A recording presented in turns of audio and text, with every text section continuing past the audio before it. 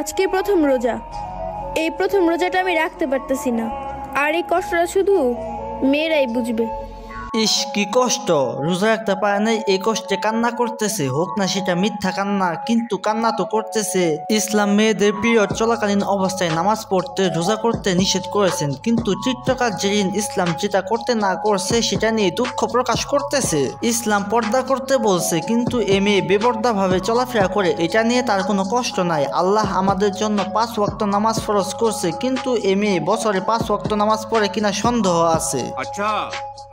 Hey guys, আসসালামু আলাইকুম, welcome to new video. তো কেমন আছো তোমরা? এই ভিডিওর থাম্বনেল এবং টাইটেল দেখে তোমরা বুঝে গেছো এই ভিডিওতে কাকে নিয়ে কথা বলবো। হ্যাঁ, তোমরা ঠিকই ধরছো, এই ভিডিওতে পিরিয়ড আপাকে নিয়ে কথা বলবো। রুকো যারা, সবার করো। আল্লাহ আপনি মেয়েদের বরকত হিসেবে পাঠাইছেন, কিন্তু আমরা মেয়ে হয়ে খুশি নাই। আল্লাহ, এমন এক দেশে বাস করি, এই দেশে 2 দিনে 17 জন মেয়ে ধর্ষণ হয়। নাউজুবিল্লাহ। দিন দিন ধর্ষণের সংখ্যা বাড়ছে, এর কারণ কি? আর কেন ধর্ষণের সংখ্যা বাড়ছে? এর কারণ একটাই, বেপর্দাভাবে মেয়েদের চলাফেরা করা।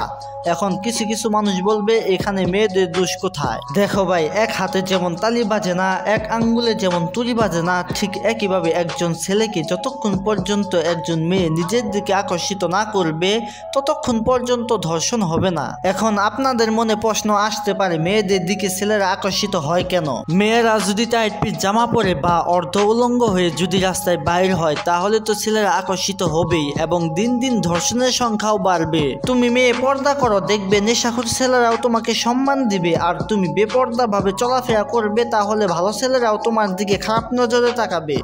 আলহামদুলিল্লাহ 16 প্রো ম্যাক্স কিনেই ফেললাম। 15 প্রো ম্যাক্স কিনছে, তবে কক্সবাজারের ব্লগ ভিডিও কিন্তু পায় নাই। কষ্টের জমানো টাকা দিয়েই ফোনটি কিনলাম। কষ্টের জমানো টাকা? ও তাই নাকি?